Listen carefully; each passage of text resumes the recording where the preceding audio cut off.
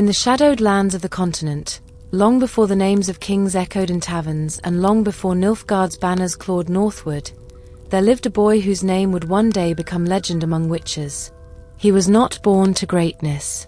His was a childhood that whispered of simplicity, a small village, most likely in the heartlands of Cadwyn, though records are as quiet on this matter as the mists that blanketed his homeland's fields. What little we know of Vesemir's earliest years comes through the filtered lens of time, shaped by lore shared among the school of the wolf, and by fragments uttered by those who survived long enough to speak of him. Before we step deeper into this tale, I'd be honored if you like this video and consider subscribing, but only if you truly enjoy the kind of work I do here. And while you listen, I'd love to know, where are you tuning in from tonight, and what time is it on your end? Let me know in the comments. In those earliest days, Vesemir was likely no different than the other children who ran barefoot along riverbanks, who helped draw water from deep wells, and who learned to fear the dark for reasons their elders couldn't always explain. The continent, even then, was not a gentle place. Wraiths drifted between old trees. Wolves carried more cunning than nature should allow. And in the dark of the mountains, twisted things breathed, things that once had names, long forgotten. In such a world, a child's life could be taken as quickly as a lamb's, and protection was a coin often too expensive for a common family to afford. There are tales, faint, half-truths at best, that Vesemir was orphaned young. Perhaps to war, perhaps to monsters. Whatever the cause, something marked his path early. Something drove him toward Kaer Morhen, long before the fortress had earned its infamy. It is believed he came into the hands of the witches not by chance, but by the old tradition, the law of surprise, or simply a bargain made in desperation. Perhaps his guardians, unable to pay a debt, gave him up willingly. Perhaps he was found along the roadside, silent, thin, and watching with eyes too old for his years. The witches were fewer then, but still roamed. They took in boys not for kindness, but for necessity, their numbers ever thinned by claw, fang, and steel. Kaer Morhen at that time was already ancient. Nestled in the Blue Mountains, it stood as a testament to stone-cut tenacity, high towers, fortified walls, and beneath them, the echoing labs and training halls that forged legends. Into this place came Vesemir, no more than a child.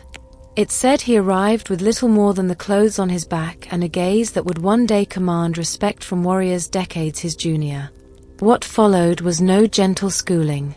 The first months were spent learning to endure, climb the walls, swing the blade, run until breath burned the chest, then run further. Many didn't survive even this. The halls of Kaer Morhen were not meant for comfort, and the instructors offered neither praise nor softness. Each boy was a candidate, but also a liability until proven otherwise. Only strength, adaptability, and luck paved the way forward. And yet Vesemir endured, quietly. Where others complained, he listened. Where others fell, he stood. Already, the elders noted something uncommon, not just resilience, but presence. The kind of silent confidence that could not be taught. But survival in those halls meant more than physical might. It required a mind honed like a blade, alert, unshaken, and capable of navigating the dark arts that underpinned their craft. As the seasons turned and the cold winds howled through Kaer Morhen's broken gates, the boys who remained faced their next ordeal. No path into witcherdom is painless. But among all the rituals, exercises, and experiments designed to forge the monster slayers of the continent, none stood with such cold, clinical finality as the trial of grasses. For Vesemir, like every initiate before him, the weeks leading up to the trial were a slow, deliberate descent into silence. In Kaer Morhen's lower chambers, vaults where the sun never touched, where stone walls held the chill of centuries, the older witches prepared tinctures and mutagens with unwavering care. Beakers hissed. Copper tubing wept greenish condensation. Vials of thick, oily fluid pulsed with unnatural light. These were the laboratories where science met sorcery, where the flesh of boys was rewritten through pain. The trial was no mere metaphor. It was a physical gauntlet, a long, slow infusion of toxic substances designed to alter the body's very essence. Alchemical concoctions laced with magical reagents were fed into the veins of each chosen boy. Muscles twisted, fevers burned, vision turned to white, then black, then a pulsing, endless red. And as the mutagens spread through marrow and blood, limbs stiffened, breath fled. The body fought itself, as if trying to expel the intruder, to burn away the unnatural power being forced upon it. It's often said that fewer than 4 in 10 boys survived the trial. And for those few, life would never again be the same. We know very little about Vesemir's specific trial. The records from that era, if they ever existed, are gone. The massacre at Kaer Morhen centuries later erased nearly everything. But based on what has been reconstructed from notes, whispers, and the testimonies of Vesemir's later pupils, his survival is viewed not just as endurance, but as quiet mastery. He did not scream, they say, beyond the first day. While others begged for it to end, he gritted his teeth and turned his gaze inward, like a wolf in a storm. There was something in him, some iron spirit, some unbreakable thread woven through his blood, that held firm when others unraveled. The trial of grasses altered more than flesh. It rewrote the very senses. Vesemir emerged with eyes that gleamed gold beneath torchlight, the mark of the witch's gaze. His hearing sharpened until he could distinguish the flutter of moth wings in darkness. His pulse slowed. Muscles grew dense, tightly coiled beneath a lean frame. Reflexes sharpened to uncanny precision. More than that, he stopped aging at a mortal pace. Though none could know it at the time, Vesemir had just taken the first steps toward an unnaturally long life. A life that would span centuries, far beyond the reach of any man he once knew. But power came at a cost. Alongside the mutagens came permanent sterility. Witches could not father children. Emotional detachment grew, fostered both by physical changes and by the brutal reality of their lives. The trial stripped away softness, dulled empathy, and taught that survival was not only a goal, but a command. Still, Vesemir did not emerge a shell. In time, it became clear that though he bore the mutations, something inside him remained tethered. A thread of patience, of empathy buried beneath hardened skin. The kind of quiet humanity that did not burn away in alchemical fire. It was that thread, years later, which would set him apart as a mentor and guide. But in these early years, it merely allowed him to endure. When the trial was complete, he was no longer a boy. And he was no longer merely human. The final phase of his early training began then. Swordplay was refined, no longer just muscle memory but dance, a flow of motion practiced under the harsh watch of older witches. Signs, the simple magical gestures, were introduced. Ard for force, Igni for flame, Yarden for warding. These became extensions of thought, deployed instinctively as part of his growing arsenal. He learned to recognize monster tracks in snow, to identify spore from scent, to blend potions, brew oils, and lace his weapons with venom that would burn through carapace and hide. By the time he was prepared for his first contract, Vesemir was not yet a legend, but he was a witcher, in every sense, hardened, prepared. And though the world outside had not changed while he trained within stone walls, Vesemir had become something it would soon come to fear, and, in time, quietly respect. The path of the blade awaited. The continent's monsters would soon know his name. When the gates of Kaer Morhen opened to him as a graduate of the trial, Vesemir stepped beyond the fortress not as a boy, but as a sharpened blade drawn from the scabbard of alchemical cruelty. Though young by all common measures, scarcely past the age when most peasants wed and plowed, his eyes carried the calm of someone twice his years. Golden irises, sharpened perception, a stance that betrayed no wasted motion. Vesemir was now something else. Neither quite man, nor beast, but a creature woven into the edge between them. His first contracts were humble, as such beginnings often are. No grand dragons, no barons begging with heavy coin. Instead, muddy backroads and villages half lost to bramble. Settlements with names that time has since swallowed, Rimehold, perhaps, or Diverg's Hollow. Places forgotten except by those who buried their dead and whispered to the wind. It is said his first official hunt took place somewhere near the foothills of Temeria, a minor outbreak of drowners along a flooded tributary. Children had gone missing. Fishermen wouldn't cast nets past twilight. The aldermen were skeptical when Vesemir arrived. Few outside the courts had seen a witcher in those days, and fewer still believed they were anything more than mercenaries with tricks up their sleeves. Vesemir didn't argue. He simply asked for the location of the last attack and walked alone into the fog. What happened there is not fully recorded, but according to scattered tavern tales and the brief mention from an aging barkeep years later, he returned with a sack slung over his shoulder. 3 heads inside, bloated, eel-skin things with lamprey mouths. No bravado. No lecture.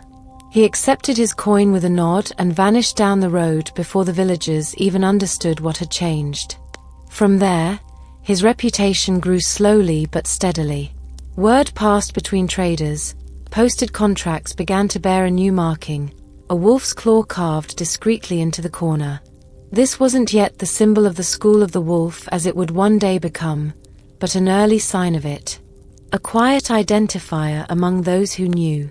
The young witcher with the steady hand and unreadable face had begun to make a name. He hunted wraiths that lingered in burnt-out ruins, feeding on grief and memory. He drove a grave hag from the ossuary of a long-abandoned keep in Redania, where bones sang at night like wind through a harp. In Mahakam's lower valleys, he was hired to dispatch a chort that had taken residence in a collapsed mineshaft, its growls vibrating through the stone like the murmurs of old gods. These contracts were not just trials of strength, but of judgment. Vesemir learned to speak with elders, to read between lies, to smell fear not just on monsters but on men. Sometimes, a village's monster was no beast, but a starving child with a malformed face. Sometimes the real horror was the man who posted the contract. It was in these early years that Vesemir honed not just his sword arm, but his sense of truth, a compass more useful than steel. Though he traveled alone, he was not without contact. Witches passed each other like wraiths, rarely stopping long, always heading elsewhere. Still, they shared firelight on occasion, traded stories, reviewed tactics. It was in these meetings that Vesemir's reputation began to spread among his own kind. He did not boast. He simply listened, nodded, and remembered. By the end of his first decade on the path, Vesemir had crossed the Ponta twice, survived a saber-cat mauling, and once fought a wyvern along the cliffs of Sidaris. The beast knocked him from a ledge with a tail whip, and he broke 3 ribs before plunging his blade into its underbelly mid-fall. His potions were precise, his silver never dull, his instincts honed. But perhaps more importantly, Vesemir had begun to develop something few witches ever achieved, the trust of villagers. Not all, and not immediately, but where many witches were regarded with disdain or outright fear, Vesemir's presence became something else, a cold comfort. He said little, but did much, and when he left, the land was quieter. In time, certain aldermen began requesting him by name. Scrolls posted to Kaer Morhen bore the phrase, "If Vesemir yet rides the roads, we offer double." For many, this would have become a temptation, a path to fame, or gold. But Vesemir simply kept riding. One contract to the next. No fanfare. Only service. There is one tale from this era that has survived more fully than others, the Slakewood incident. Slakewood was a dense forested region in southern Cadwyn, where local hunters had begun to vanish. Rumors of a ghost stag, pale as bone, spread through nearby villages. When Vesemir arrived, he found no supernatural creature at first, only strange tracks, deep claw marks on ash trees, and bloodless carcasses. The truth was darker. An ancient Ekimmara had nested in the hollow roots of a collapsed tree, feeding on livestock and lone travelers. Its hide reflected light oddly, giving the illusion of translucency in moonlight. Vesemir tracked it for 3 days without sleep, learning its rhythms, anticipating its feeding patterns. On the 4th night, he struck. The fight was brutal. His blade shattered one of its fangs. His gambeson tore from a backhanded swipe. But when dawn came, the creature lay still, and Vesemir's silhouette stood against the red sky, wounded but whole. Years passed, and the young witch's path wound further still, through battlefields overgrown with wildflowers, through dells haunted by foglers, through crypts so silent that even ghosts held their breath. Each contract added another layer to his armor, not just in steel, but in experience. He learned not just how to fight, but how to decide. And though he never spoke of it, a longing had begun to stir. A quiet wish for more than endless roads. Not peace, necessarily. Witches were not meant for peace. But purpose. Continuity. The sense that his work might shape something greater than himself. That purpose would find him soon. And its name was Kaer Morhen. The road always loops back. For witches, that road eventually led home. For Vesemir, after years of solitary contracts and wordless firelit evenings, the winding path brought him once again to Kaer Morhen. But the fortress he returned to was not quite the one he had left. Time had eroded its stones in small, invisible ways. The walls held more cracks, the towers leaned just slightly more under the weight of snow. Yet its bones remained strong, and within them, the embers of a new beginning quietly stirred. By this time, Vesemir had become more than a capable swordsman. He was among the most experienced witches still living. Others had fallen, some to monsters, others to ambushes or age.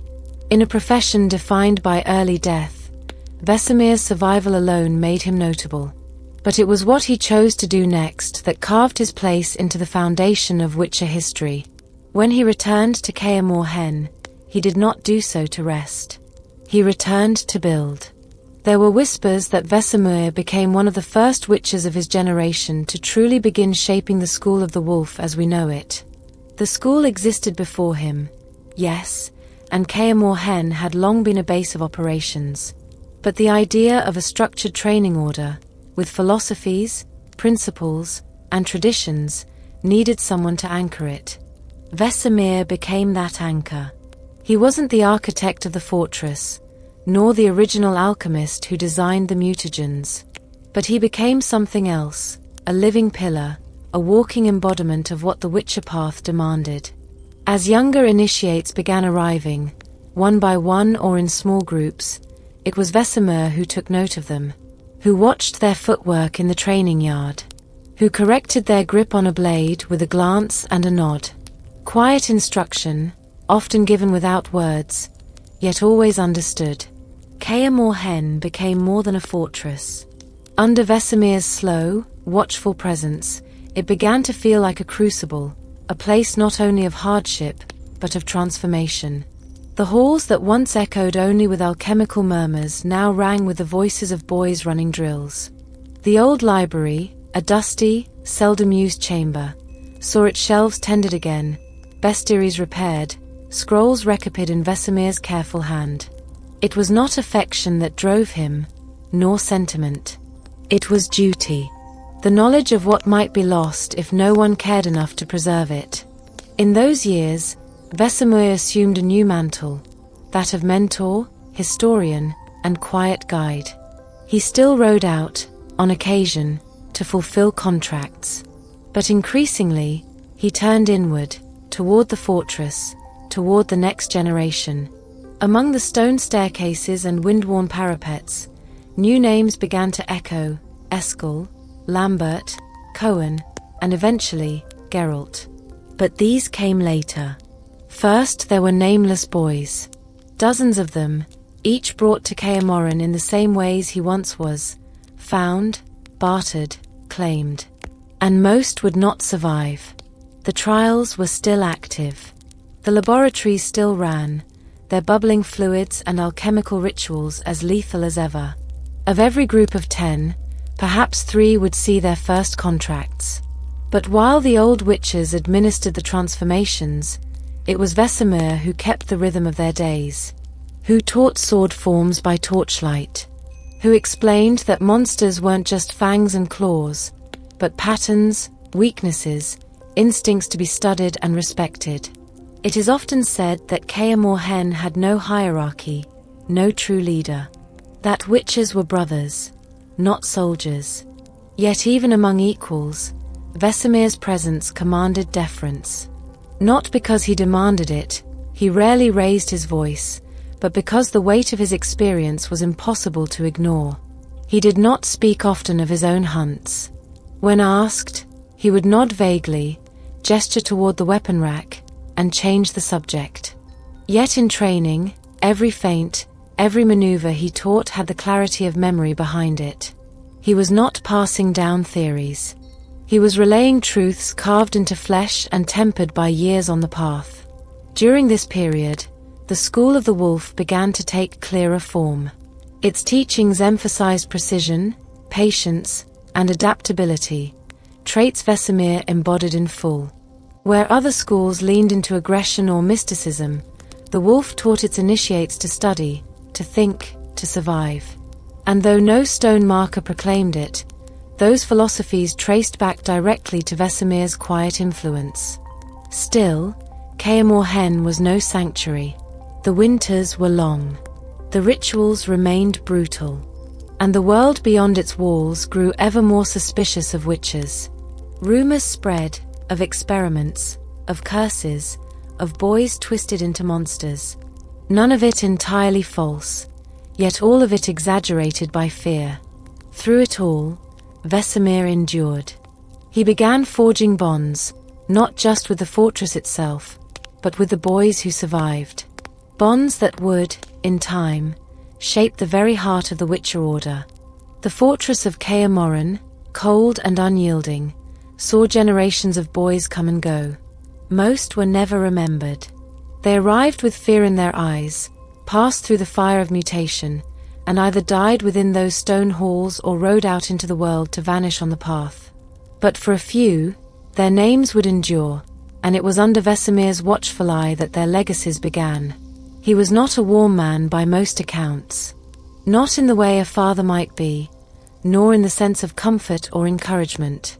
His mentorship was measured, deliberate, and often silent, but it was no less real for its restraint. Where others barked orders or taught through bruises, Vesemir instructed through repetition and presence. He expected discipline not through fear, but through example. Among the early pupils he guided, one stood out even from his earliest years, Geralt of Rivia. Geralt, pale-haired and introspective, had survived the trial of grasses with near unprecedented fortitude. The mutations affected him more deeply than most, stripping pigment from hair and leaving behind a ghostly aspect that caused some to whisper. But Vesemir saw beyond the surface. He saw a boy who listened, who questioned not out of rebellion, but out of need to understand. And perhaps, in that way, Vesemir recognized something of himself. He trained Geralt as he trained all the others, blade first, then mind. Morning drills in the courtyard, evenings in the library. He taught not just swordsmanship but the philosophy behind it. That a witcher must fight not to win, but to survive. Soon after came Eskel, with his quiet stoicism and natural aptitude. Where Geralt was curious, Eskel was steady. Where Geralt questioned, Eskel accepted. Their styles differed, but both responded to Vesemir's instruction with the same reverence. Lambert arrived later, sharp-tongued, cynical, but skilled.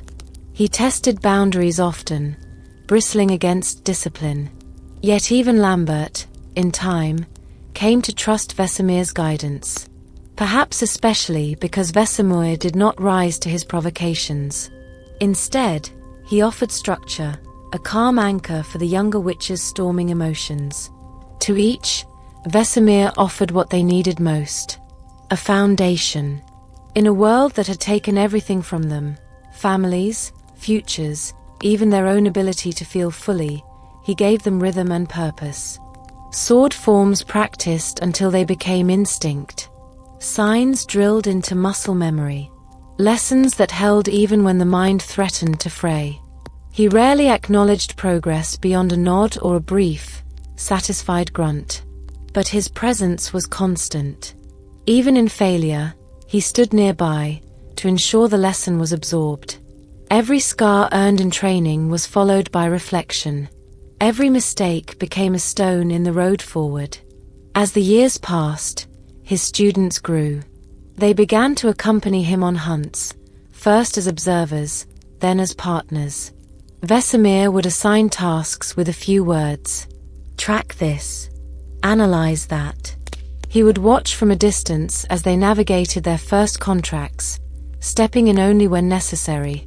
And when they succeeded, his approval was quiet. A sharpening of a blade, a shared drink by the fire, a brief story of a long-past hunt. Through these moments, a bond grew. Geralt, Eskel, and Lambert would one day refer to Vesemir not merely as their instructor, but as something closer, a presence that shaped them in ways no one else could. When Geralt asked why they did not always slay on sight, Vesemir answered with a simple task: to observe a noon wraith haunting a field in the Velen marches. They returned after 3 days, and Geralt had seen for himself. The spectre wept every night near the same rock, the site of her burial. Her rage was not monstrous but bound to memory. Vesemir handed Geralt a shovel and said, "Free her." That lesson, quiet and without judgment, remained with him for decades.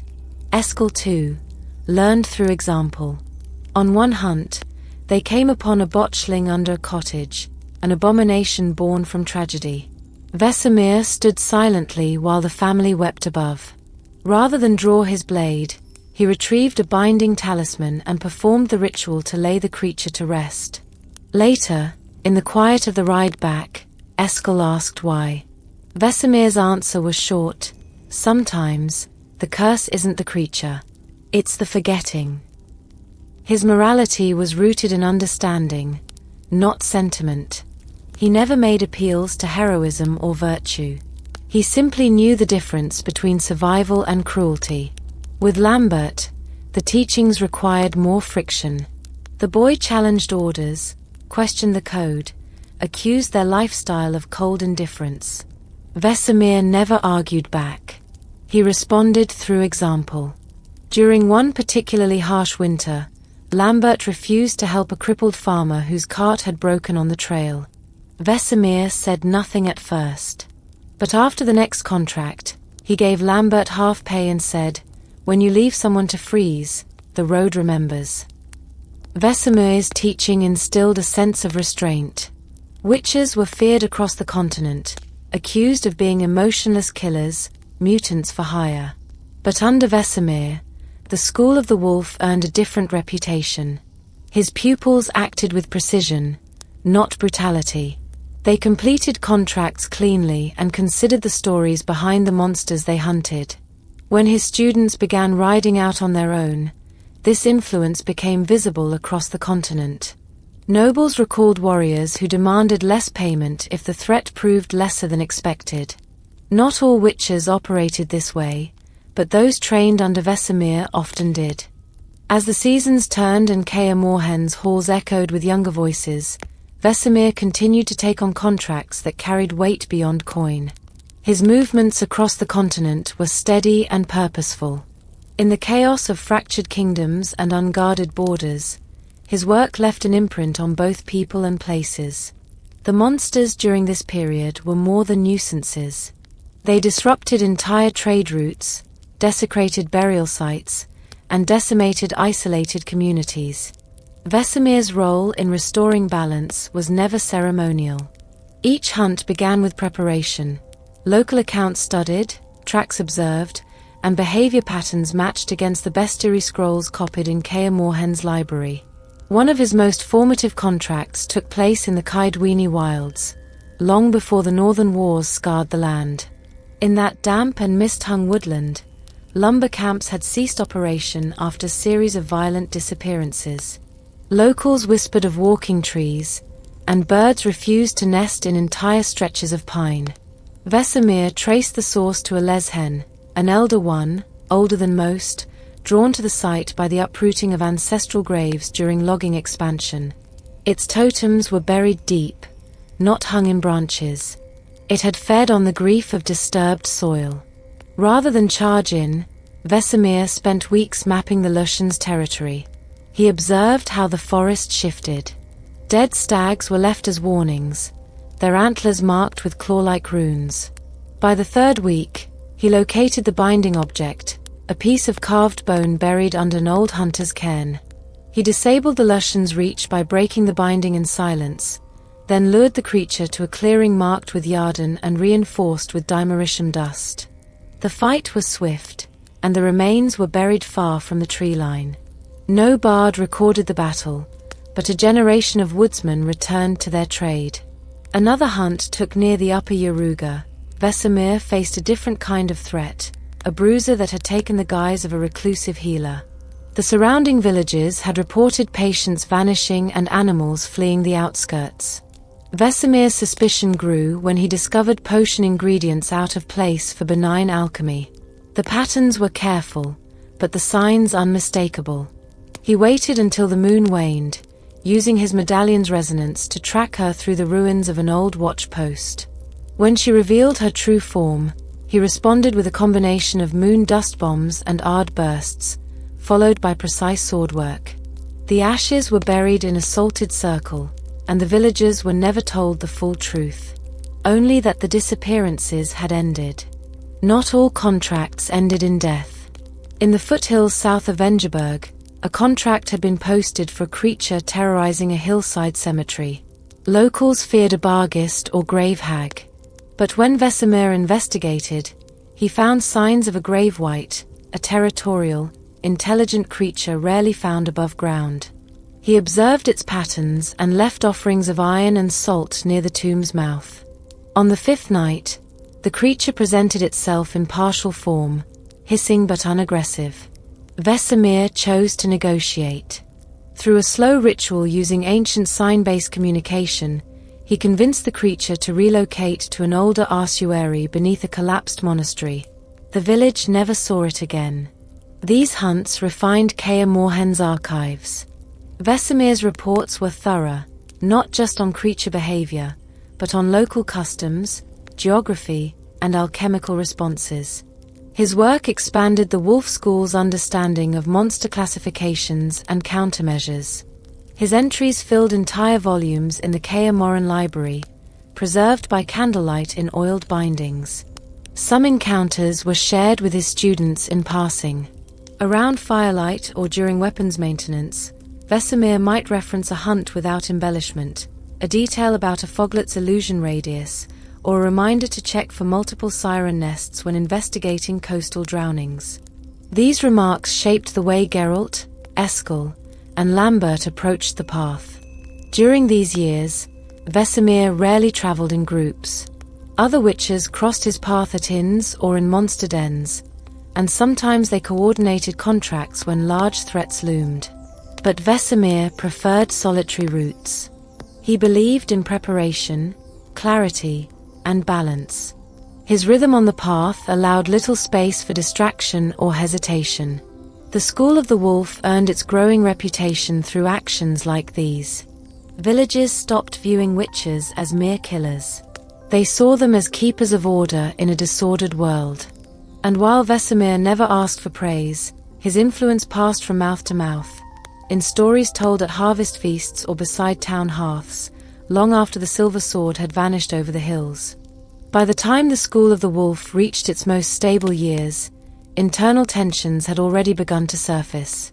From the outside, Kaer Morhen remained a fortress of discipline, snow-covered stone, strict routines, and the quiet efficiency of trained killers maintaining their trade. But inside its walls, the witches debated more than just monster physiology and sword forms. They questioned their place in a world that was growing colder to their presence, even as the monsters grew bolder beyond the keep's perimeter. Vesemir had watched many brothers die on the path. He had memorized the names of those who did not return, who vanished along mountain trails or disappeared beneath swamp water. With every death, a piece of the school's shared memory faded, and those who remained began to ask harder questions. Should they continue the trials of the grasses at the same pace? Should they adapt their training?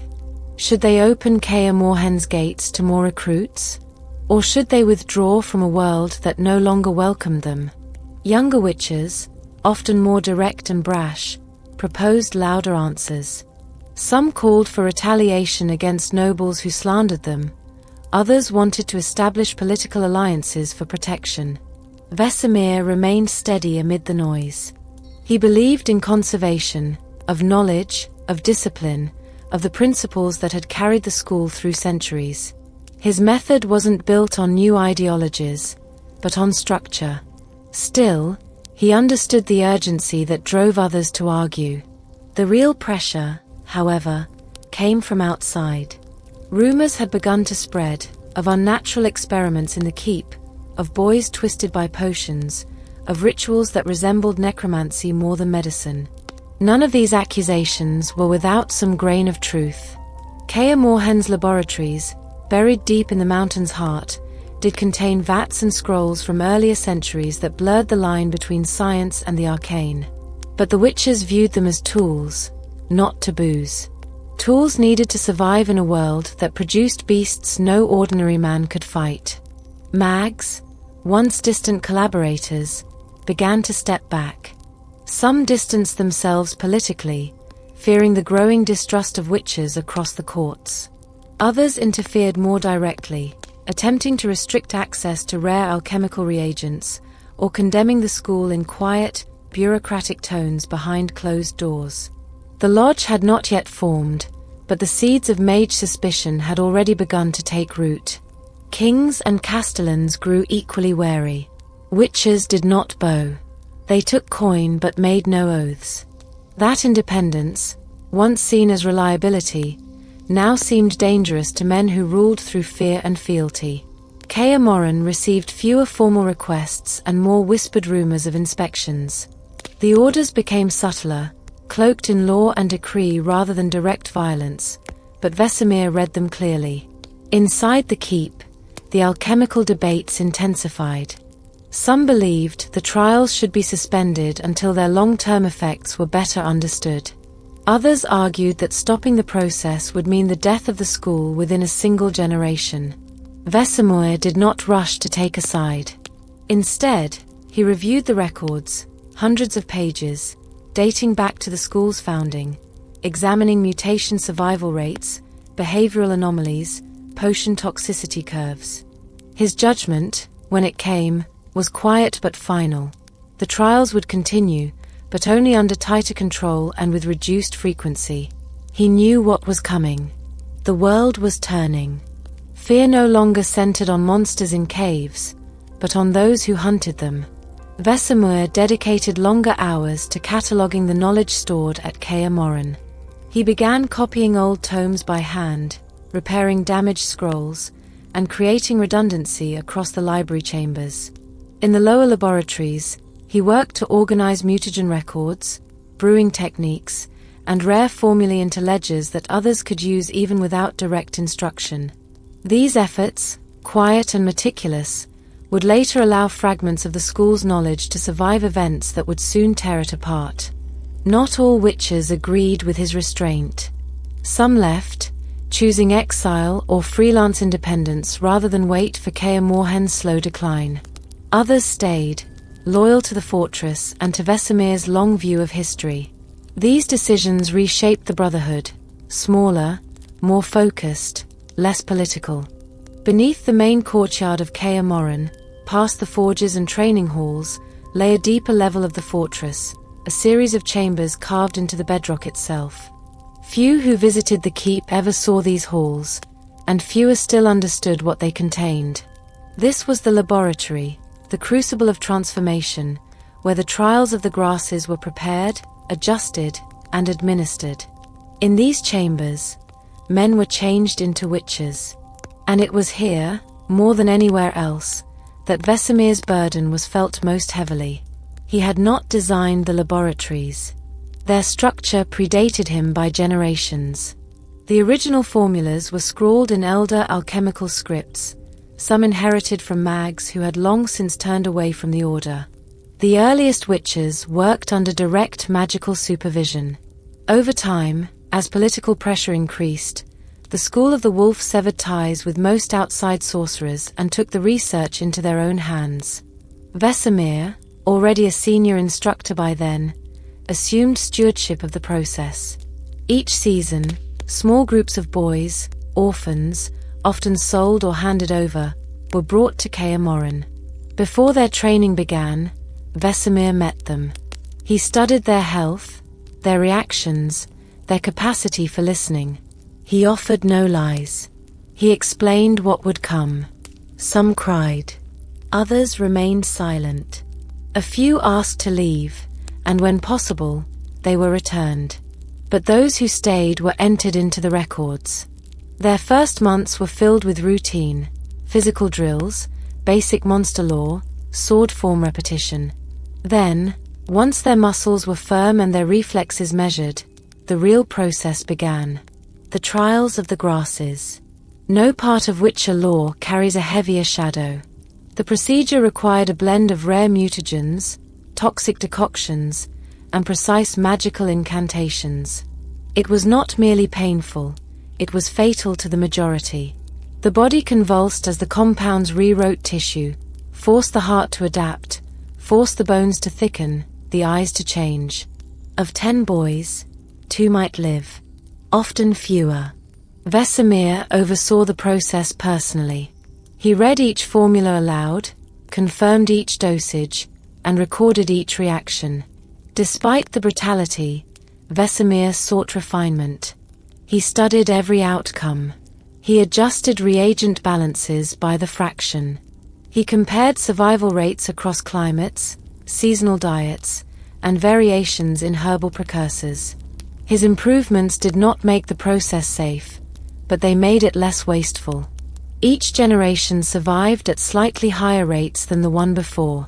Within the deeper chambers of the lab, he stored records that few others could read.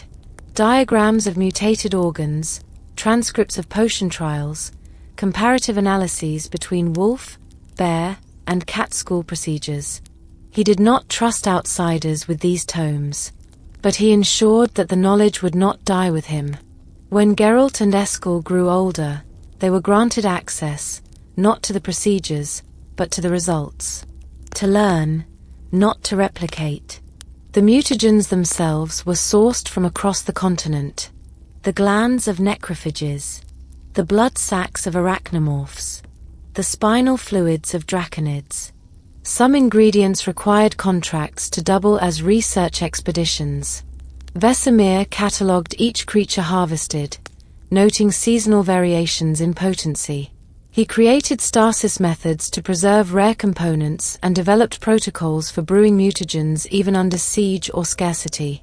Though Kaer Morhen's public image centered on silver swords and bestiary lore, the true strength of the school lay in its understanding of transformation.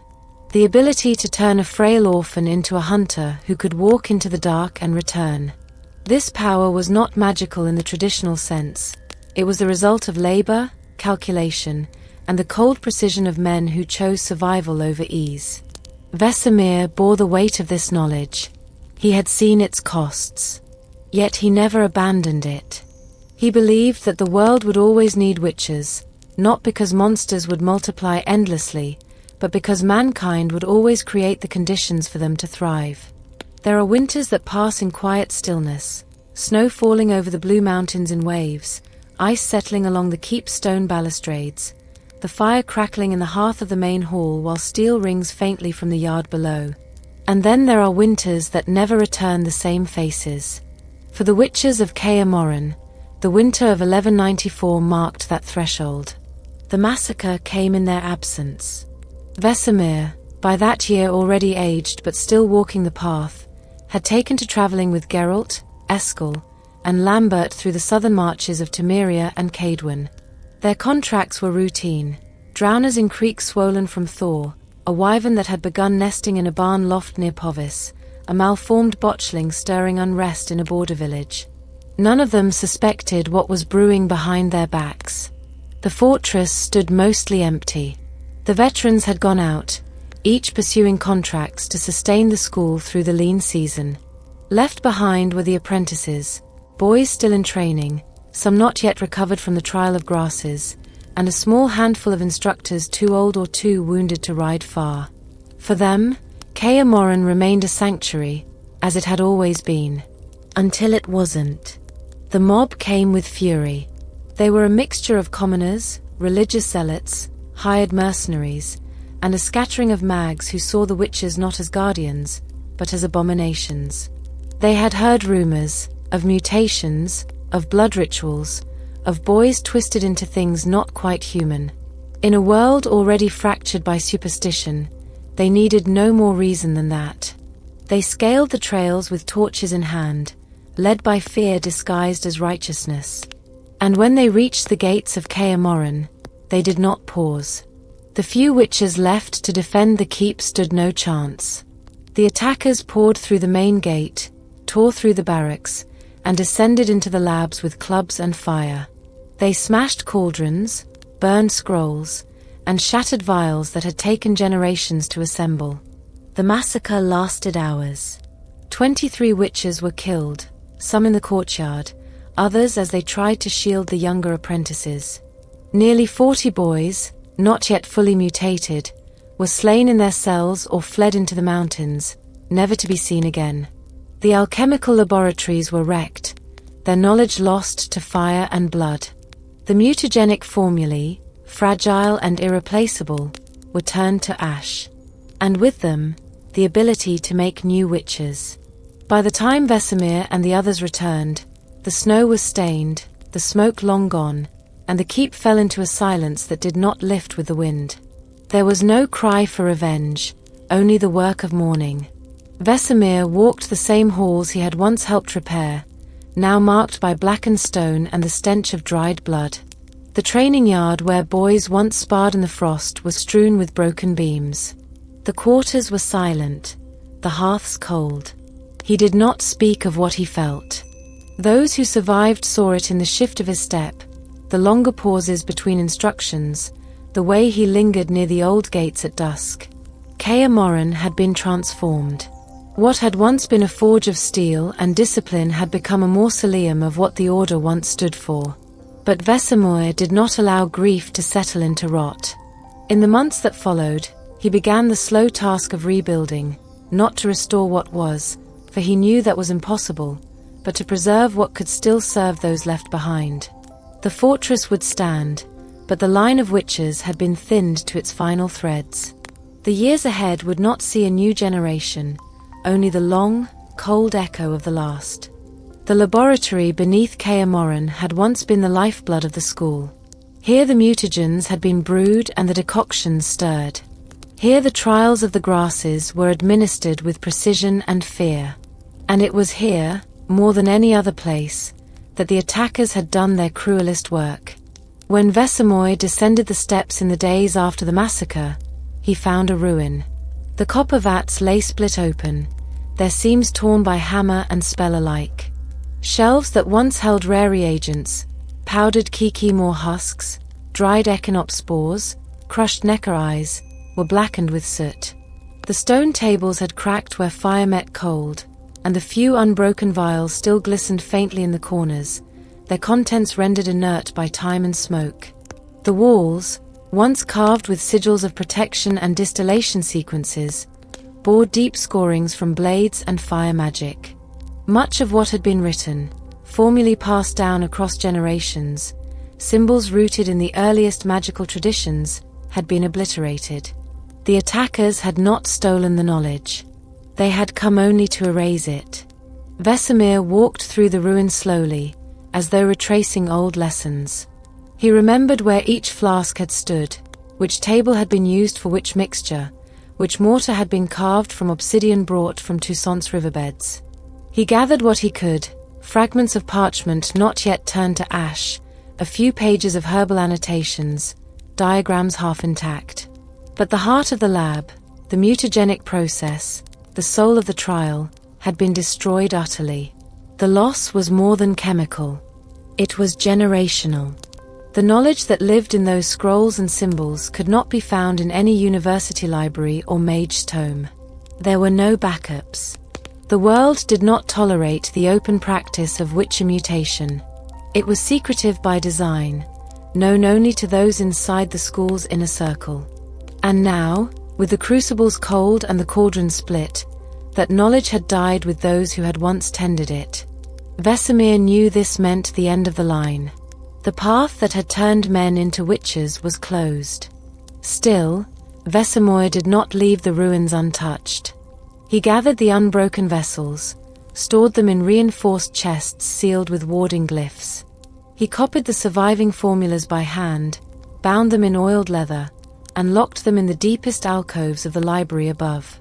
He reforged iron hinges, repaired stone shelves where possible, and cleared the soot inch by inch until the air no longer burned in the lungs. He turned the lab from a place of action to a place of remembrance. What knowledge remained, he preserved. What could not be saved, he recorded, if only as memory, so that the truth of what had been lost would not vanish entirely. The three who had returned with him, Geralt, Eskel, and Lambert, were told what had happened. They walked the lab in silence, absorbing what they could. Vesemir offered no false hope. He did not promise that the process could be revived or that another generation would rise. He only spoke of what had been, of how the mixtures had once shimmered violet in the firelight, of the quiet stillness before a trial began, of the names etched into the stone arch above the final chamber, names that now had no voices left to claim them. From that season onward, Kaer Morhen ceased to be a place of creation. It became a holdfast, a place to train the living, to sharpen blades and polish the final echoes of a dying craft. Vesemir remained its guardian. After the fires had been extinguished and the last stones reset in place, Kaer Morhen fell into a rhythm unlike any it had known before. The fortress had always moved in cycles, arrival in the fall, training through the snows, departure with the thaw. But in the years after the massacre, those patterns hardened into something more solemn. The silence deepened, and in that silence, Vesemir rebuilt. The forge had survived, half collapsed at one corner, but intact. Vesemir cleared the debris with his own hands. He hammered bent hinges back into shape, replaced ruined bellows with leather harvested from his own winter trophies, and relit the coals with tinder carried from the mountain woods. He spent long hours reforging not only weapons, but the ritual of labor itself. The act of tempering steel, aligning the grain, and carving the runes returned to the keep as a way to remain grounded. Training resumed soon after. Geralt, Eskel, and Lambert, the last true sons of the Wolf School, were no longer boys, but they were not yet beyond teaching. Vesemir adapted the regimen to their state. The morning drills became more refined, focused on precision rather than endurance. Swordplay incorporated scenarios drawn from real contracts, emphasizing improvisation under pressure. Monster lore lessons turned from recitation to debate, weighing not only what a beast was, but how it thought, what shaped its habits, what signs foretold its behavior before first blood was drawn. They kept journals now. Vesemir insisted on it. Each witcher recorded the details of their contracts. Where once such records had been kept in the vaults below the laboratory, now they were etched into personal tomes. Geralt's were the most meticulous, filled with sketches and annotations. Eskel's were precise, focused on physiology and strategy. Lambert's brimmed with cutting insight, laced with sharp commentary and practical warnings. Meals were taken together, not out of custom but to maintain connection. Vesemir cooked often, stews of venison and turnip, flatbreads scorched over open flame, thick broths laced with wild herbs from the upper slopes. They spoke during these meals of the world beyond the keep, of contracts, of local tensions, of the slow shift in how witches were perceived. They did not speak often of the massacre, but it lingered, present in every pause, in the empty chairs they did not move. The library became a point of quiet focus. Vesemir sorted the surviving texts by hand. He rebuilt the index from memory, transcribed legible fragments of damaged scrolls, and stored them in reinforced chests lined with wolf pelts to shield them from damp. In time, he installed a new shelf above the hearth in the common hall, reserved for the personal logs of the remaining witches. A living archive, part legacy, part training manual. Outside, the garden had begun to regrow. Few knew that Kaer Morhen even had one. It was no more than a walled plot behind the east tower, overlooked by travelers and usually hidden beneath snow. But Vesemir had tended it for decades, cultivating the few herbs the mountains allowed. Now, he expanded it. Rows of celandine, berbecane, and verbena were planted in new soil brought up from the valley floor. He built a trellis for suent mushrooms, and enclosed the lot with simple runes carved into stone to keep the mountain foxes out. It was here among the green that he taught the others the finer points of potion maintenance. Without access to the deeper mutagens, their craft had to rely more on the external, on potions, bombs, and oils. Vesemir made sure they learned not only how to brew, but how to adapt recipes in the field, how to substitute for missing ingredients, how to sense when a batch had spoiled from temperature shift alone. Each task served a purpose. The School of the Wolf had become fewer in number, but its knowledge would not be buried with the lab. Through quiet, determined action, Vesemir preserved its rhythm. And as the years passed, that rhythm became a new kind of strength, built from the certainty that even if no new witches were made, the ones who remained carried the weight well. The trials had ended. The mutagens were lost. The line had thinned. But three still remained, Geralt, Eskel, and Lambert, and Vesemir gave them everything he had. He no longer viewed them as students. They had survived the crucible. They had taken contracts and returned. They bore the scars, both seen and unseen. But they had not yet reached the full arc of their growth. And Vesemir, who had seen countless initiates pass through Kaer Morhen's gates, understood that the forge of knowledge did not end with the final trial. It continued, in discipline, in philosophy, in the hard-earned wisdom of choosing when to draw a blade, and when to stay a hand. Geralt trained with intensity, his style honed and quiet, rarely needing correction. But Vesemir still found moments to challenge him, posing theoretical monsters with irregular traits, or building custom trial fields in the snow, forcing him to rethink positioning. He watched how Geralt analyzed, not only what stood in front of him, but what could emerge from beneath. A born tactician with the instincts of a historian, Geralt internalized his teachings as though carving them into stone. Eskel, steady and contemplative, took to the forge. Vesemir guided him in bladecraft, passing down the techniques once taught to him by mentors long since gone. He showed him how to twist iron into lamellar bindings, how to temper steel using the mountain spring's glacial runoff, and how to inscribe glyphs that would hold against the press of time. Eskel listened more than he spoke, each movement deliberate. His scars, carried quietly, never made him softer, only deeper. Lambert's spirit remained fire-touched. He bristled against the stricter rituals, often muttering under breath when drills grew repetitive. Yet Vesemir saw through the complaints. He knew Lambert learned quickest under pressure, that his resistance masked a fierce loyalty. So he shaped lessons around confrontation, throwing him into unpredictable training matches, prompting heated discussion in theory sessions. Lambert always rose to the challenge, always returned sharper the next morning. These were not simply warriors in training. They were the final heirs of a dying school. And Vesemir taught them as such. He made them copy the old bestiary entries by hand. He assigned them the maintenance of the fortress, a crumbling arch here, a resealed gate there, to tie them physically to its bones. Around the hearth in the evenings, When the air outside turned to ice and the winds sang through the tower stones, they spoke as more than master and pupils.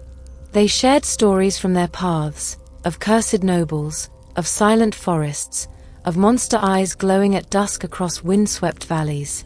Vesemir contributed. He reminded them to sleep in armor if the contract smelled wrong, to mark their entry routes before crossing into bogs, to leave something personal behind at each inn, a shard of metal, a coin, in case a companion needed to retrace their steps. Wisdom passed without fanfare. Survival skills polished through time. There were disagreements too.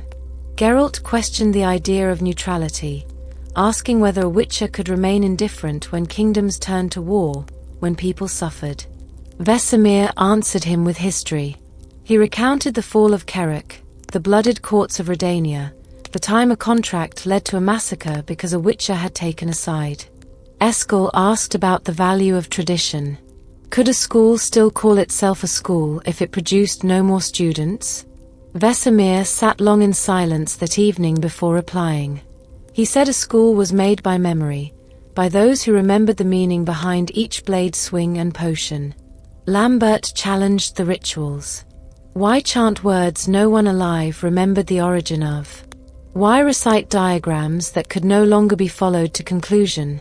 Vesemir let him speak, then answered plainly. Because repetition carved intention. Because even broken structures had shape. Because the moment one stopped remembering, even in fragments, was the moment one became something else entirely. Kaer Morhen no longer trained witches. But Vesemir made sure that the three who still called it home carried within them the essence of what the school had once stood for. Precision, endurance, restraint, and the quiet will to stand where others fled. As the years turned, spring came earlier to the keep. Snow melted in long threads down the stone gutters, and the mountain goats returned to the upper cliffs. With each thaw, the witches left, as they had always done, traveling east and south in search of contracts. Monsters did not wait for politics. They surfaced where they pleased, indifferent to borders and coin. Geralt, Eskel, and Lambert took to the path with the weapons Vesemir had sharpened, the knowledge he had tempered, and the instincts he had worked so long to shape. They departed each year with few words. Provisions packed. Blades double-checked. Gate closed behind them. Vesemir watched them go without ceremony, as he always had. But he remembered each direction they rode, and often, in the quiet hours before dawn, he mapped their possible routes in the dust of the table, tracing the curve of rivers and the slope of hills from memory alone. Vesemir remained behind. Kaer Morhen was too old to be left untended, too sacred to let slip entirely into ruin. He became its steward in full. While the young witches rode through Temeria, through Redania, through the borderlands of Angren and the wind-shifted wilds beyond Sintra, he repaired the walls that cracked through winter. He shored up the north tower, ret-hatched the stable roof, and hunted wolves that grew too bold near the lower trail. Though he stayed behind, his presence traveled with them, in the way Geralt interpreted signs before a hunt, in the manner Eskel measured blade distance in narrow terrain, in how Lambert timed his bombs precisely to a foe's charge pattern. They were echoes of training, proof of teachings embedded deeply enough to carry into solitude. Letters came, rarely. Witches did not write often, but occasionally a note arrived by courier, brief, direct. Contract done. Village safe. Moving west. Or, beast unusual. Drawing diagram variations. Vesemir never expected more. Each message was a reassurance, a reminder that the lines still moved through the world. He kept their maps in the library. Each time a letter came, he marked it on the parchment in faded ink, a thin thread stretching across provinces. Over time, the lines grew tangled, forming a loose net across the continent. He never erased them. Even old paths remained visible, reminders of where they had once walked. Occasionally, others passed through the keep. An injured witcher from another school, seeking shelter. A scholar, too bold for their own safety, asking about forgotten alchemy. Vesemir offered hospitality, but rarely answers. The secrets of Kaer Morhen were not for wandering eyes. What he protected now was no longer just knowledge, it was legacy. The isolation did not wear him down. Vesemir had known solitude long before the massacre. He moved through the halls with purpose. He kept the hearth lit through winter. He harvested what the forest would give and turned it into broth and balm. His movements slowed, but his clarity remained. He thought often of the three he had trained. Geralt, always between cities, leaving quiet stories in his wake. Eskel, methodical, preferring contracts in remote provinces. Lambert, louder, more impatient, but never careless. Vesemir trusted them all. And he trusted that, wherever they walked, they carried Kaer Morhen with them. In their reflexes, in their decisions, in the way they responded to danger with preparation. The fortress remained quiet through the seasons. Wind sang through the stone halls. Fires crackled in empty rooms. But it lived, because memory lived within it. And when winter came again, as it always did, the gate opened once more. Hooves crunched over fresh snow. Voices returned to the hall.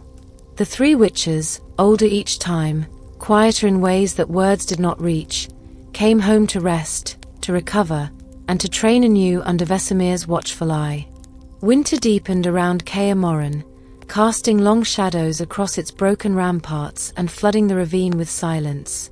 The passes grew impassable with ice, and the roads below the keep vanished beneath heavy drifts. But within the ancient stone walls, life returned in measured steps. The fire in the great hall was stoked once more, and the quiet sound of oil being applied to steel filled the corners of the armory. Vesemir moved among it all like a tree still rooted after the forest had thinned.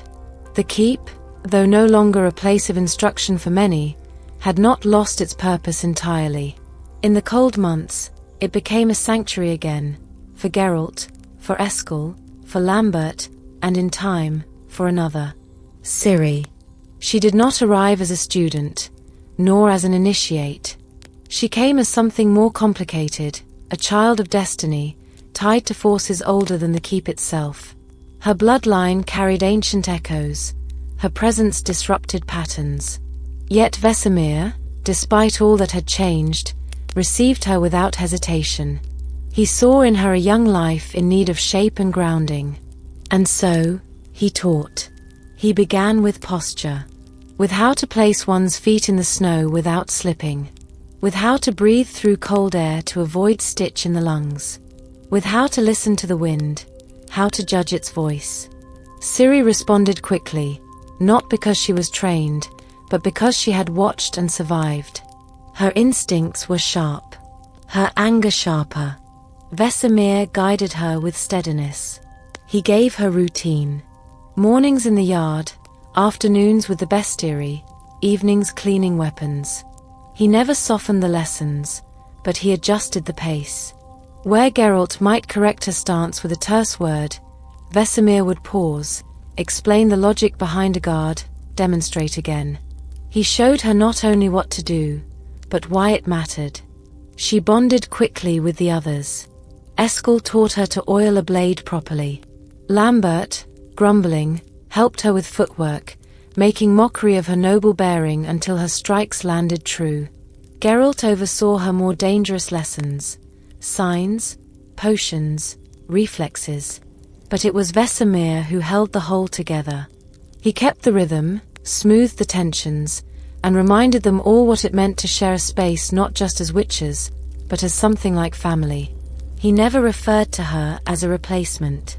Never hinted that she filled a void left by the loss of the school's future. Instead, he treated her as she was, a pupil, a person, a force that had arrived unasked, but not unwelcome. He taught her the old ways without burdening her with the weight of tradition. The nights were long that winter. Storms howled across the mountain peaks, rattling the high towers. But inside the keep, there was warmth. Laughter returned, in quiet moments. Stories were shared, old ones Vesemir had nearly forgotten, told with dry wit as he stirred the fire with an iron poker. Ciri listened closely, asking questions with a curiosity untouched by cynicism. She reminded him, in ways unspoken, why the school had once existed. Vesemir knew that Kaer Morhen would never be what it once was. The cells would remain empty. The halls would no longer echo with the shouts of young boys swinging two heavy blades. But in Ciri's presence, in her discipline, her questions, her small triumphs, he saw that teaching itself endured. And in her gaze, when she looked to him for a nod of approval or for the next lesson, he recognized something that transcended lineage or training. She trusted him. That winter, legacy became something personal.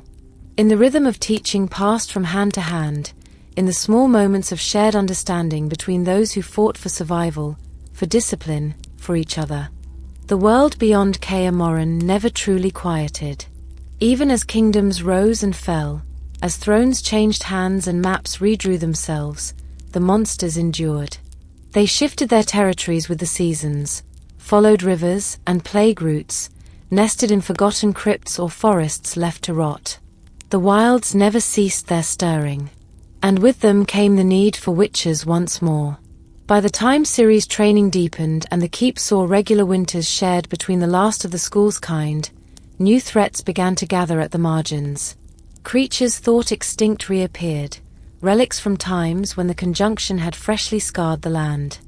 Stories filtered up from the southern provinces and across the Ponta, of foglets that walked at noon, of necrophages swarming past burnt-out villages, of insectoids that tunneled beneath grain fields, rising without warning. The path grew more dangerous again. Vesemir saw the pattern return. In the slow tightening of the world's fabric, as though the weave was wearing thin. The monsters came in greater number, and with them, the whispers that the wilds themselves were remembering something ancient. The balance, long held by coin and blade, was shifting again. Though his age had curved his back and slowed his swing, Vesemir did not retire from the work entirely. He left the heavier hunts to Geralt and the others. But there were tasks that still suited him, matters of planning, of preparation, of seeing the larger shape that smaller events began to form. He overhauled the training routines once more. Ciri's lessons sharpened. No longer just technique, but survival. Lambert helped design unpredictable sparring challenges, while Eskel mapped out rapid response drills. Vesemir focused on instincts, reading tracks, listening for silence in a forest that should hum with birds. He taught her when to draw steel, and when to disappear entirely. When reports reached them of monsters breaching closer to northern strongholds, Vesemir organized the defense of the keep with the precision of an old commander. Supplies were catalogued. Weapons were distributed. The gates were reinforced with layered sigils etched deep into the stone. He understood that Kaer Morhen could not withstand a full siege, but it could repel a night raid, or hold long enough for the others to return. One winter, a pack of ghouls moved too close to the mountain paths. Geralt led the hunt to drive them off. In another, a higher vampire stirred in the ruins of a forgotten castle along the Mahakam border. Eskel tracked it for days before signaling the others. Vesemir did not lead those missions, but he prepared them, outfitted the bombs, mixed the oils, reminded them of the creature's memory patterns. He remained the mind behind the movement, the voice that grounded their recklessness with reminder. Ciri began joining them in the field, first as an observer, then slowly as a participant. Vesemir watched her return from each outing with new scrapes and sharper eyes. She grew not into a witcher in the traditional sense, the mutagens could no longer be given, but into a fighter shaped by the same philosophy.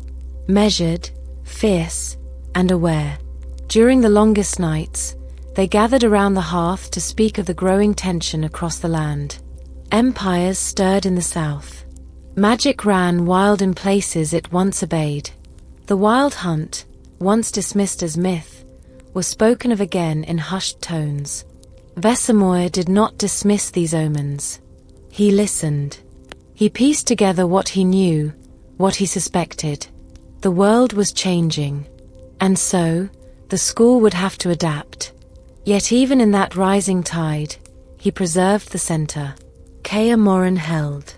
Its stones held warmth, its halls remained ready.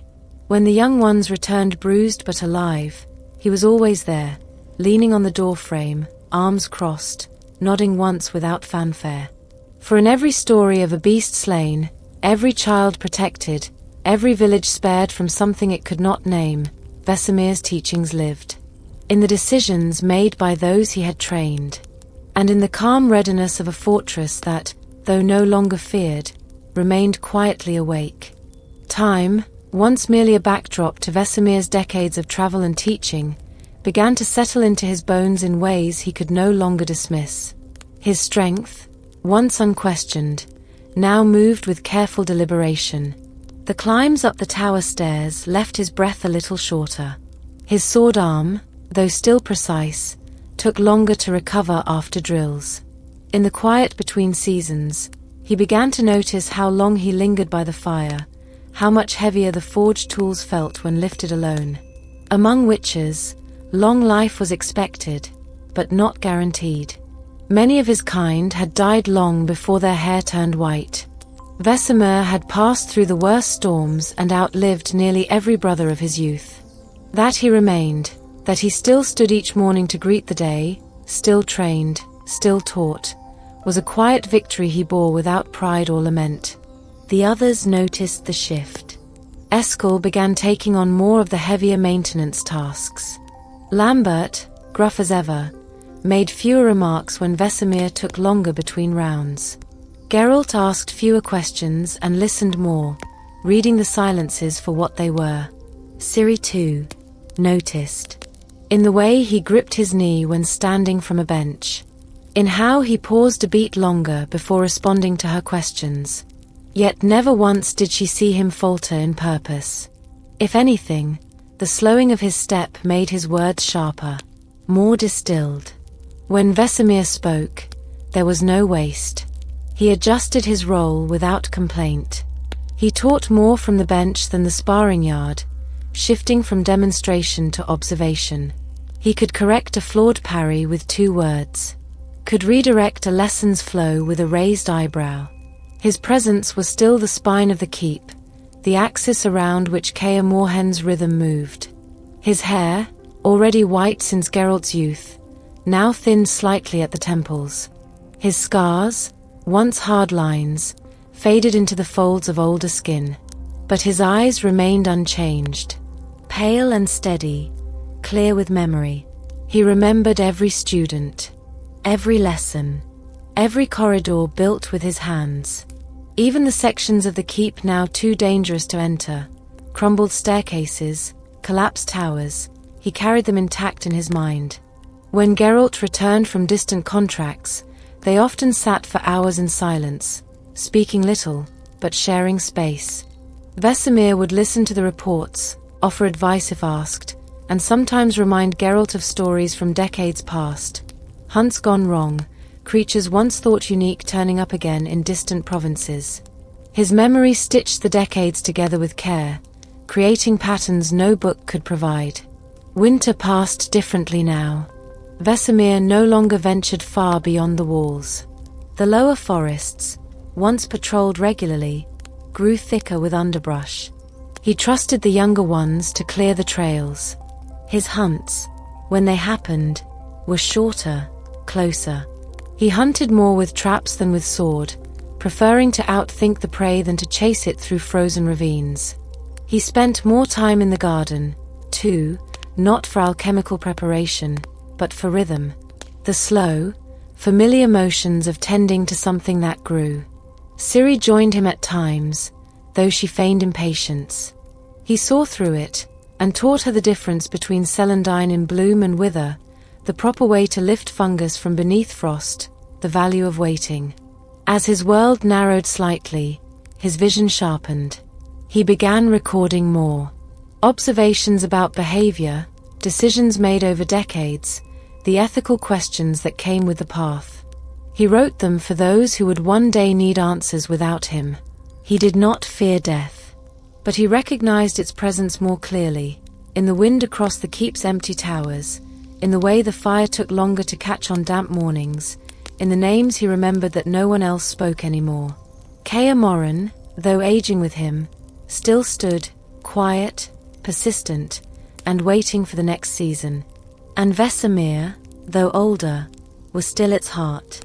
The wind that rolled across the blue mountains that spring carried with it a sharpness that seasoned travelers felt in their bones long before the clouds confirmed what they already sensed. 4 years, Kaer Morhen had stood alone, its ancient stones slowly absorbing the quiet. Snow layered the rooftops in peace, and only the footsteps of those few who returned for the winter broke the silence of the yard. But something older stirred beyond the mountain's edge. Something that belonged not to this world, but to a realm colder, crueler, and determined to reclaim what it believed was owed. The wild hunt had begun to move. Vesemir had observed the signs for weeks, the eerie shifts in temperature, the unnatural behavior of the animals that roamed the lower woods, and the way Ciri would tense in the quiet without knowing why. Rumors of spectral riders had long circled like crows around battlefield ruins and elven ruins. Most dismissed them as ghost stories from the time of the conjunction. But Vesemir, who had seen strange things long before others believed in their existence, understood what was coming long before the rifts opened. Preparations began with quiet precision. Vesemir moved through the halls without panic, his instructions calm, his decisions swift. He walked the perimeter of the keep each morning, inspecting the old glyphs carved into the threshold stones, ensuring that the ancient warding magic still hummed with strength. The walls, though battered by time, could be made defensible again. Old stocks of potions were pulled from the vaults, their labels re-inked, their contents stirred to life with careful hands. Every trap was examined, every door reinforced. Kaer Morhen would face the storm with its teeth bared. When Geralt returned with Ciri, others came with him. They were faces from the path, men and women who had walked different roads but now gathered here with purpose. Triss Merigold and Yennefer of Vengerberg, both wise in magic and battle-hardened by loss, arrived with spellbooks and artifacts. Zoltan brought his hammer and his old bravado. Letho came from the south, silent and grim. Together, they brought strength, but also weight, a sign that this would not be a passing threat. The courtyard, so often quiet, once again rang with the sound of steel. Vesemir oversaw the final arrangements. He assigned the archers to the towers, distributed bombs and signs to those with training, and worked closely with Triss and Yennefer to weave protective enchantments into the air itself. He moved with the focus of one who had done this before, though few alive still remembered that he had once stood in defense of the keep during the long-forgotten threats of ages past. The wild hunt appeared as tearing rifts in the sky, ice pouring through like breath from another world. The temperature dropped in an instant. Hoarfrost spread over the outer walls. Trees cracked in the forest below. The first wave came without warning, riders cloaked in spectral armor, beasts that defied known bestiary entries, and a cold so deep it numbed thought before blade. Vesemir was among those waiting in the yard, sword drawn, breath visible against the air. The battle began under sky fractured by rift light. Signs flared along the inner gates, and magic crackled against the frozen wind. Screams rose from the cliffs as creatures of frost clawed their way through the upper paths. The defenders held, though barely.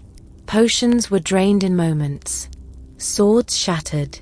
Bombs lit the snow in bursts of green and gold. Ciri, caught in the center of it all, lost control of her gift. Her powers surged with panic, and the world around her bent in response. Vesemir, recognizing the danger before the others, moved. He did not hesitate.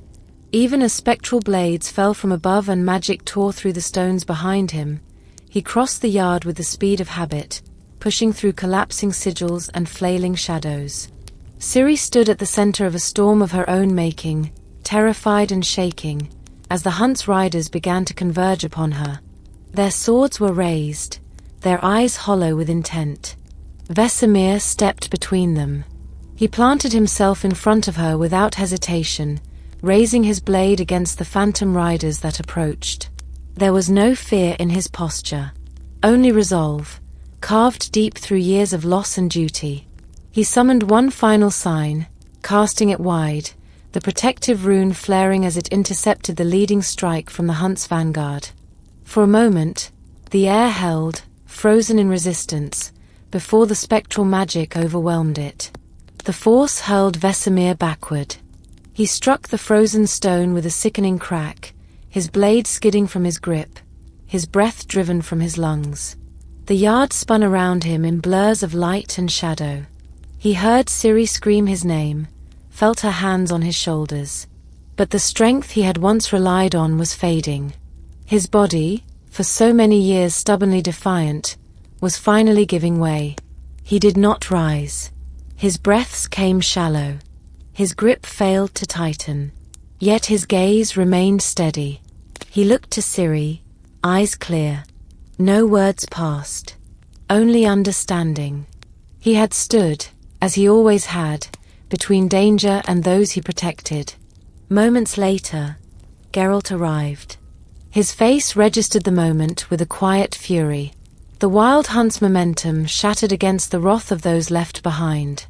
Magic and steel pushed the enemy back, and in the hour that followed, Kaer Morhen held the line. The attackers withdrew, their rifts closing with unnatural silence. The battle was won. But Vesemir lay still on the courtyard stones, snow settling around him in soft flakes. His sword remained nearby, and his body bore no fear, only calm. The old wolf had made his stand, as a man who had always placed others first, a teacher, a warrior, a guardian until the final breath. The courtyard grew still in the wake of the hunt's retreat. Snow drifted from the fractured sky in slow, swirling spirals, softening the edges of blood and broken stone. Smoke from singed banners and extinguished bombs clung to the air like a second fog, heavy with iron and frost. Around Vesemir's body, a quiet gathered that none dared disturb. Those who had fought, witches, mags, wanderers bound by threadbare alliances, stood in silence, their breath slow and visible, eyes drawn to the stillness of the man at its center. Ciri knelt beside him, her knees pressed into the cold stone. Her hands trembled, one clinging to the edge of his cloak, the other brushing against his shoulder as if willing the weight of her touch to bring warmth back to his skin. She had seen danger before. She had run from soldiers, from beasts, from twisted fates. But she had never known this feeling, the hollowness that bloomed when a presence so constant, so immovable, was pulled away in silence. Vesemir's face was calm. His expression, etched by age and softened by time, carried no trace of pain. The cold had touched him, but not stolen his dignity. His features held the peace of someone who had seen the moment coming and met it without fear. For a man who had stood through centuries of change, who had guided the last of a dying school through chaos and quiet both, this final rest was not a defeat. It was a return to stillness. Geralt approached slowly. His armor bore fresh damage, gashes from claws, scorch marks from magic, splinters of bone along his vambrace. His eyes, normally so measured, flickered with the weight of what lay before him. He did not speak. There were no words that would carry meaning in that moment. Instead, he crouched beside Ciri, resting a gloved hand gently on her shoulder. His grip was firm, steady.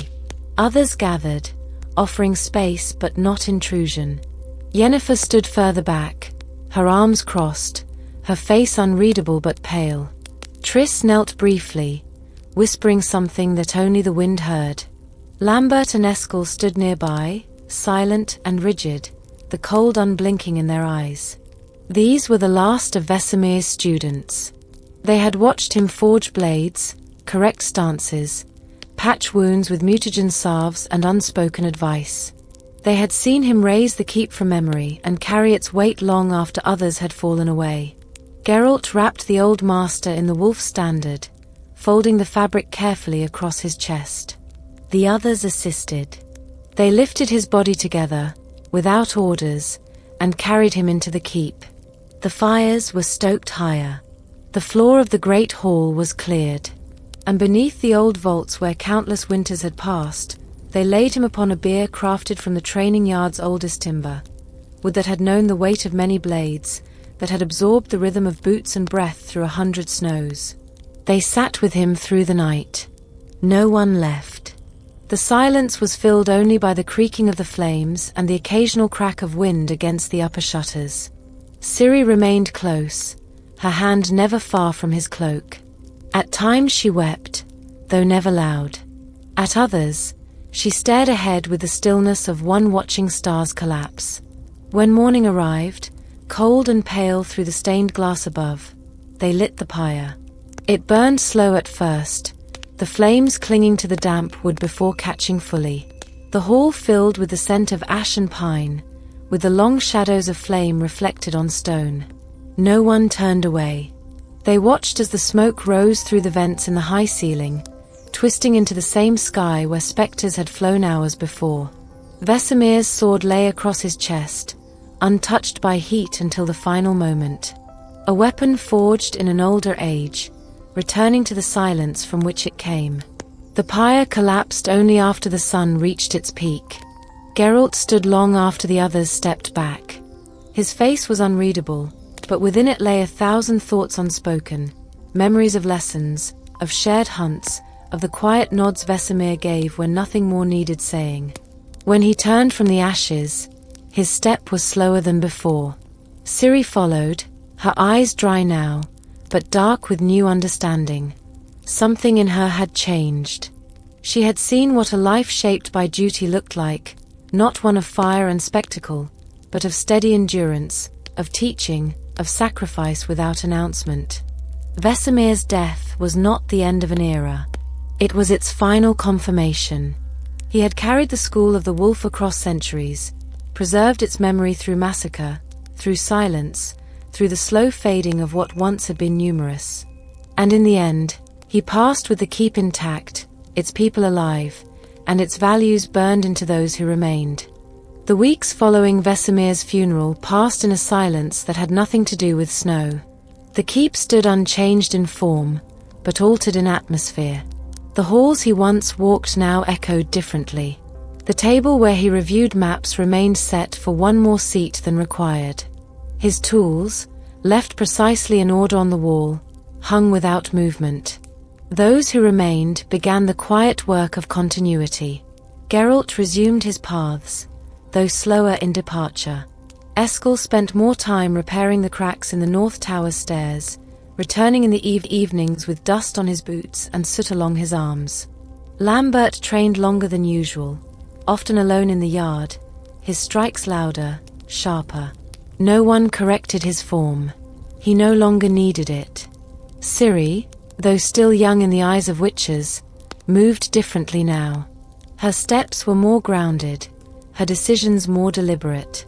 The lessons Vesemir had passed on, in blade, in thought, in restraint, lingered in her actions. She took to reading from his old journals at night, piecing together fragments of knowledge that were never meant as a curriculum but had become one all the same. She wrote notes in the margins with a careful hand, preserving not just the facts, but the tone. Kaer Morhen weathered the passing of time as it always had. But now, its identity stood bound to a memory rather than a presence. Vesemir had not simply trained warriors. He had preserved a lineage of thought, one where the blade was used only with understanding, where monsters were studied as much as slain, where neutrality was held through discipline. His story, for all its length, was not recorded in the grand annals of mags or kings. It lived in the shoulders of those he taught, in the decisions they made when no one watched, in the way they prepared before crossing into danger, in how they chose to return. Vesemir had endured more than most could fathom, and yet he remained kind. He remained present. He had carried the legacy of a dying school through fire, silence, and sorrow, and had done so with humility. And though the school of the wolf would never return to the numbers it once held, it endured in spirit. It endured in the creak of leather armor being fastened by a steady hand, in the flicker of silver catching low light at dusk, in the whispered recollections of a girl once lost to the world, who now carried its weight with clarity. To those outside the path, Vesemir was a name in passing, a mentor, a relic, a side figure in stories centered on younger blades. But to those who truly understood what it meant to survive a changing world with one's values intact, he was something more enduring. A guardian who never left his post. A teacher whose silence taught as much as his speech. A wolf whose shadow remains in every stone of Kaer Morhen.